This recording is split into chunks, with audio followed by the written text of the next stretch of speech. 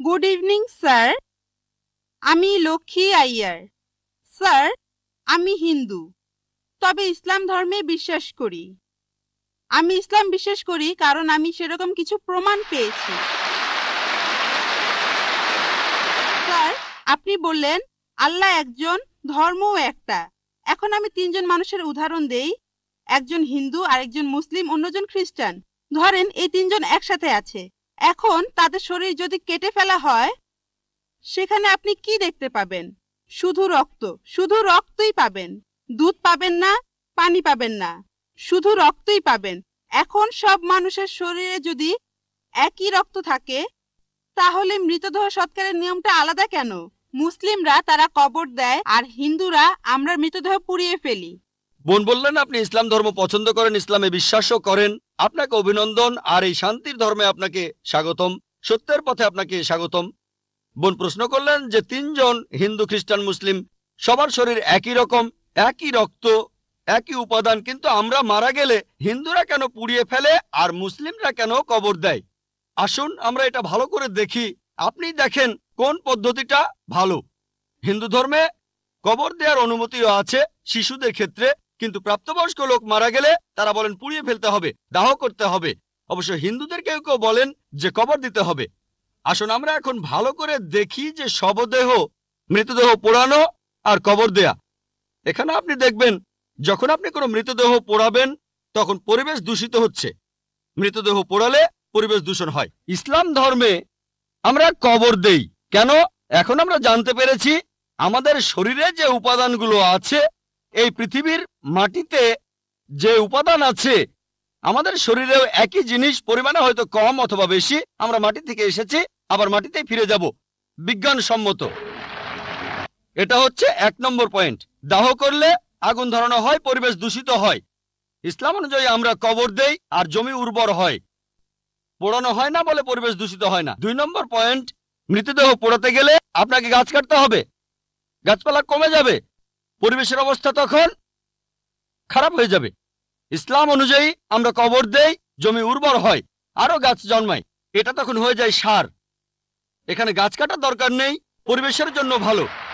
আমাদের সরকার এখন বলে গাছ কাটবেন না। গাছ না কাটলে মৃতদেহগুলো পোড়াবেন কিভাবে? 3 নম্বর পয়েন্ট, পোড়ালে খরচ বেশি। ইন্ডিয়ার পরিসংখ্যান অনুযায়ী প্রতি বছর হাজার হাজার লক্ষ লক্ষ কোটি টাকা খরচ হয়ে যাচ্ছে। প্রতিদিন কোটি কোটি টাকা খরচ হচ্ছে, প্রতি বছর লক্ষ লক্ষ কোটি টাকা খরচ হচ্ছে শুধু গাছের পেছনে আর মৃতদেহ পোড়ানোর পেছনে। ইসলাম অনুযায়ী আমরা কবর দেই, এটা সস্তা, ফ্রি। 5 নম্বর পয়েন্ট, মৃতদেহ পোড়ালে গাছের কাঠ পুড়ে হয়ে যায় চারকল, ছাই। ইসলামে একটা জায়গায় কাউকে কবর দিলে কয়েক বছর পরে সেখানে আরেকজনকে কবর দেয়া যাবে, এটা সব সময় চলবে। আপনি রিসাইকেল করতে পারবেন। একই জমি কয়েক বছর পরে মৃতদেহের হাড়গোড় আলাদা হয়ে গেলে আবার কবর দিতে পারবেন। তাহলে যুক্তি আর বিজ্ঞান দিয়ে যদি যাচাই করেন, এটাই বিজ্ঞানসম্মত, অনেক মানবিক, অনেক ভালো। কবর দেয়া পোড়ানোর চাইতে অনেক ভালো। আশা করি উত্তরটা পেয়েছেন। আদাব ডক্টর জাকির নায়েক স্যার, আমার নাম ভেঙ্কটামা। আমি গত কয়েক বছর ধরে এক মুসলিম মহিলার সাথে আছি। আমার প্রশ্নটা হলো, সবাই বলে কোনো ধর্মই খারাপ কথা বলে না, কিন্তু মুসলিমরা কেন অন্য ধর্মের লোকদের ইসলাম গ্রহণ করতে বলে? বোন, আপনি বললেন যে আপনি একটা মুসলিম পরিবারের সঙ্গে থাকেন অনেক বছর ধরে, তারপর বললেন যে সব ধর্মে ভালো সব কথা থাকে, কিন্তু মুসলিমরা আমাকে ইসলাম গ্রহণ করতে বলে কেন? পয়েন্ট নাম্বার 1, অন্য যেসব ধর্ম আছে সেগুলো যা বলে তার বেশিরভাগ কথাই ভালো, তবে ইসলাম ভালো কথা বলার পাশাপাশি আপনাকে দেখাবে কিভাবে সেটা অর্জন করতে হয়। আমি উদাহরণও দিয়েছি। সব ধর্মই বলে চুরি করো না, ইসলাম একই কথা বলে, তবে ইসলাম দেখিয়ে দেয় কিভাবে সেই অবস্থানে যাবেন যেখানে কেউ চুরি করে না। জাকাত দেন, সাহায্য করেন, এরপর কেউ চুরি করলে তার হাত কেটে ফেলেন, তাহলে চুরি করা বন্ধ হয়ে যাবে, কোনো অপরাধ থাকবে না। এজন্যই আমি বলেছিলাম যে ইসলাম ভালো কথা বলার পাশাপাশি আপনাকে দেখিয়ে দেবে কিভাবে সেটা অর্জন করতে হয়। 2 নম্বর পয়েন্ট, আমি বিভিন্ন ধর্মের একজন ছাত্র হিসেবে বলছি, যদি আপনি হিন্দু ধর্মগ্রন্থগুলো মেনে চলেন, মনে হয় আপনি হিন্দু, যদি হিন্দু ধর্মগ্রন্থগুলো মেনে চলেন, যদি একজন ভালো হিন্দু হন, আপনাদের ধর্মগ্রন্থই বলছে ঈশ্বর মাত্র একজন। আমার লেকচারে অনেক হিন্দু ধর্মগ্রন্থের উদ্ধৃতি দিয়েছি, এক ঈশ্বর। আপনাদের ধর্মগ্রন্থ বলছে মূর্তি পূজা করবে না। ভগবদ গীতার 7 অধ্যায়ের 20 অনুচ্ছেদ বলছে জাগতিক আকাঙ্ক্ষা যাদের বুদ্ধিকে আচ্ছন্ন করে রেখেছে তারা নকল ঈশ্বরের পূজা করে, তারা মূর্তি পূজা করে। এক ঈশ্বরে বিশ্বাস করতে হবে। আজকে আমার লেকচারে বলেছিলাম বিশ্বাস করতে হবে অন্তিম ঋষিকে, কল্কি অবতার, যার বাবার নাম হবে বিষ্ণুইয়াস আব্দুল্লাহ, তার মায়ের নাম হবে সুমতি আমিনা। তিনি জন্মগ্রহণ করবেন শাম্বালা নামের গ্রামে মক্কা। তিনি জন্মাবেন শাম্বালা শহরের প্রধানের ঘরে, মক্কার প্রধানের ঘরে। তিনি হবেন পুরো মানুষ জাতির পথপ্রদর্শক। তিনি আলোকপ্রাপ্ত হবেন রাতের বেলায় একটা গুহায়। তিনি উত্তর দিকে গিয়ে আবার ফিরে আসবেন। ঈশ্বর তাকে 8টা গুণ দেবেন। তিনি হবেন পৃথিবীর সব মানুষের পথপ্রদর্শক। তিনি একটা ঘোড়ায় চড়বেন, ডান হাতে থাকবে একটা তরবারি, 4 জন সহচর থাকবে তাকে বিভিন্ন সময় ফেরেশতাগণ সাহায্য করবেন। এরকম আরো অনেক অনেক। এই মানুষটা কে? যদি ভালো হিন্দু হয়ে থাকেন তাহলে আপনি এই অন্তিম ঋষিকে বিশ্বাস করবেন, তা না হলে আপনি ভালো হিন্দু নেই। যদি ভালো হিন্দু হয়ে থাকেন তাহলে এক ঈশ্বর বিশ্বাস করবেন, তাহলে আপনি মূর্তি পূজা করবেন না। নাতাস্তি প্রতিমা আস্তি, মহান ঈশ্বর, তার কোনো প্রতিমা নেই, তার কোনো প্রতিমূর্তি নেই, তার কোনো ছবি নেই, তার কোনো ফটোগ্রাফ নেই, তার কোনো ভাস্কর্য নেই। আর আমি বিতর্ক করেছি পণ্ডিতদের সাথে, হিন্দু পণ্ডিত, উনারা শঙ্করাচার্য অনেক, সেখানে আমি কথা বলেছি। কোন শঙ্করাচার্যই আমাকে বলেননি ভাই আপনি ভুল বলেছেন, কেউ না। একটা বিতর্ক করেছিলাম শ্রী শ্রী রবিশঙ্করের সাথে 21শে জানুয়ারিতে। তিনি ইন্ডিয়ায় হিন্দুদের মাঝে খুবই জনপ্রিয় গুরু, আর্ট অব লিভিং। আমি তাকে বলেছিলাম আর্ট অব লিভিং এর শ্রেষ্ঠ বই হলো এই পবিত্র কোরআন। আমি তাকে মুসলিমদের এই আর্ট অব লিভিং এ আমন্ত্রণ জানিয়েছিলাম। আমরা সংখ্যায় এখন 130 কোটি, 130 কোটি মুসলিম। আমি তাকে আমন্ত্রণ জানিয়েছিলাম যদি তিনি ধর্মগ্রন্থগুলো মানেন, তিনি বেদের উপরে একজন বিশেষজ্ঞ, তাকে এটা মানতেই হবে। একইভাবে বোন, আপনাকে বুঝতে হবে অন্য সব ধর্মগ্রন্থগুলো হয়তো আল্লাহর বাণী আপনি বলছেন, সময় বদলানোর সাথে সাথে সেগুলোও কিন্তু বদলে গেছে। স্বামী বিবেকানন্দ বলেছেন বেদের 99%ই হারিয়ে গেছে, বাকি যে 1% আছে সেটা আমাদের কঠোরভাবে মানতে হবে। কঠোরভাবে মানে অন্তিম ঋষিকেও মানতে হবে। তাহলে কঠোরভাবে মানলে আপনি মোহাম্মদ সাল্লাল্লাহু আলাইহি সাল্লামকেও মানবেন, আপনি কোরআনকেও মানবেন। আর আমি আপনাকে এখানে আমন্ত্রণ জানাচ্ছি, এই শান্তির ধর্মে আমন্ত্রণ জানাচ্ছি, যাতে করে আপনি আল্লাহর কাছাকাছি আসতে পারেন। গুড ইভিনিং স্যার, আমার নাম সুতপা সরকার। আমি পেশায় একজন শিক্ষিকা। আপনাকে আমি একটা প্রশ্ন করতে চাই। ইসলাম ধর্মে কর্ম আর মোক্ষ লাভ সম্পর্কে কি বলা আছে, আর এক্ষেত্রে হিন্দু ধর্মের ধারণার সাথে পার্থক্যটা কি? বোন, আপনি প্রশ্ন করলেন ইসলামে কর্ম আর মোক্ষ লাভ সম্পর্কে কি বলা হয়েছে। হিন্দু ধর্মগ্রন্থ অনুযায়ী কর্ম মানে কাজ, আমরা যে কাজগুলো করি, অ্যাকশন, এই কর্ম করতে হবে ধর্ম অনুযায়ী। আর হিন্দু ধর্মের বিশেষজ্ঞরা একটা দর্শনে বিশ্বাস করেন যেটাকে বলা হয় সংস্কারা, জন্ম আর মৃত্যুর চক্র, জন্ম আবার মৃত্যু, যেটা হলো আবার জীবিত হওয়া অথবা মানুষের আত্মার ভ্রমণ করার থিওরি। তারা বিশ্বাস করে আপনি যেরকম কর্ম করবেন, যদি ভালো কাজ করেন পরবর্তী জীবনে আপনি জন্মাবেন কোন উচ্চ স্তরে, যদি খারাপ কাজ করেন পরবর্তী জীবনে আপনি জন্মাবেন কোন নিচু স্তরে। যদি ভালো কাজ করেন আপনি মানুষ হয়ে জন্মাবেন, খারাপ কাজ করলে পশু হয়ে জন্মাবেন, হয়তো ইঁদুর হবেন, বিড়াল হবেন বা তেলাপোকা হবেন। আর সেখানে যদি কিছুই না থাকে, ভালো খারাপ কিছুই না থাকে, তাহলে মোক্ষ লাভ করবেন, জন্ম মৃত্যুর চক্র থেকে বের হয়ে আসবেন। এটা হলো হিন্দু ধর্মের বিশেষজ্ঞদের দর্শন। তবে বেদে এর কোনো রকম উল্লেখ নেই। বেদ হলো হিন্দুদের সর্বোচ্চ ধর্মগ্রন্থ, সেখানে উল্লেখ নেই। তারা বলতে চায় যে এই কথাগুলো ভগবদ গীতায় আছে।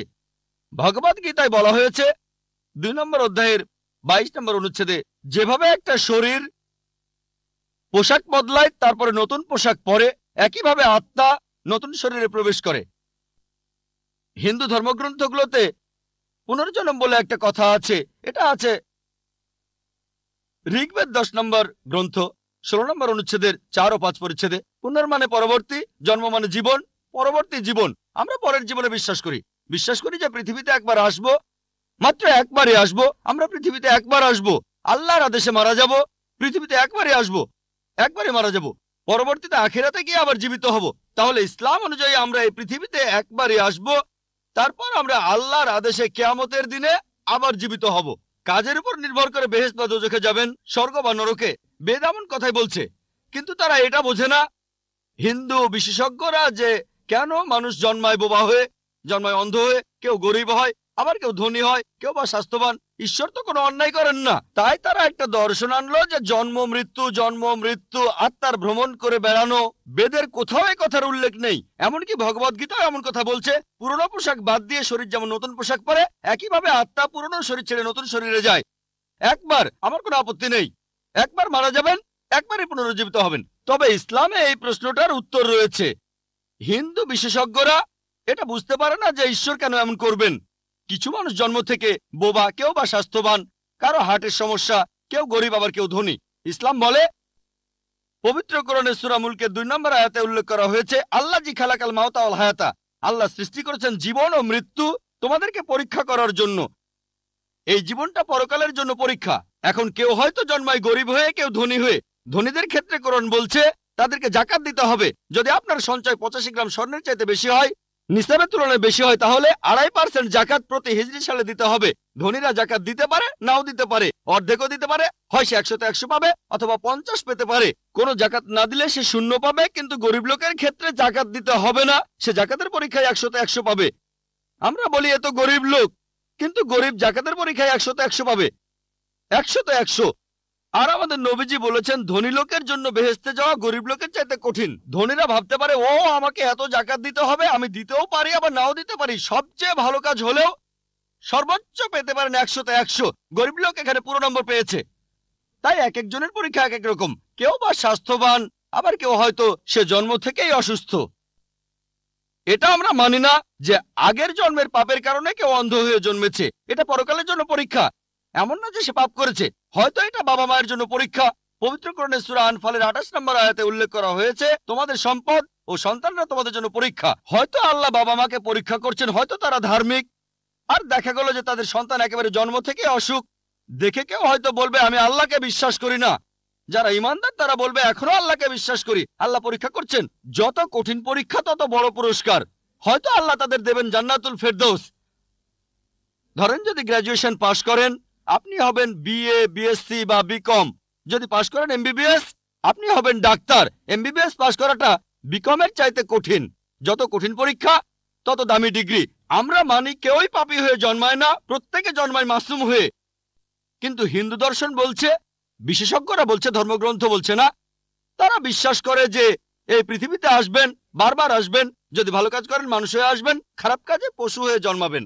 এ কথাটা বেদের কোথাও বলা নেই। আর আপনি যদি একটু চিন্তা করে দেখেন বোন, অপরাধের মাত্রা বাড়ছে না কমছে? বাড়ছে না কমছে? অপরাধ বাড়ছে নাকি কমছে? বাড়ছে। পৃথিবীতে মানুষের সংখ্যা বাড়ছে না কমছে? বাড়ছে। তাহলে যুক্তি বলে, অপরাধের মাত্রা যদি বাড়ে, মানুষ তো তাহলে কমে যাওয়ার কথা, কিন্তু কমছে না। এতে প্রমাণ হয় যে এই দর্শনটা ভুল। বিস্তারিত জানতে চাইলে আমার ভিডিও ক্যাসেট দেখুন, হিন্দুইজম ও ইসলামের মধ্যে সাদৃশ্য। আশা করি আপনার উত্তরটা পেয়েছেন। তো ভিডিওটিতে জাকির নায়েকের লেকচারটি আমরা প্রথম থেকে শেষ পর্যন্ত শুনলাম, আর আশা করি আপনারা শুনেছেন। এই জাকির নায়েকের লেকচারের মাধ্যমে আমরা অনেক কিছুই জানতে পারলাম। আশা করি এই ভিডিওটি ভালো লেগেছে। আর যদি ভালো লেগে থাকে তাহলে চ্যানেলটি সাবস্ক্রাইব করে পাশে থেকে বেল আইকনটিতে চাপ দিয়ে নোটিফিকেশন বাটনটি অন করে রাখুন, যাতে পরবর্তী সময়ে এই ধরনের ইসলামিক ভিডিও আপলোড দেওয়ার সঙ্গে সঙ্গে আপনারা পেয়ে যান। তাহলে বন্ধুরা, আজকে এই পর্যন্তই। পরবর্তীতে দেখা হবে ভিডিওর মাধ্যমে ইনশাআল্লাহ। আসসালামু আলাইকুম ওয়া রাহমাতুল্লাহি ওয়া বারাকাতুহু।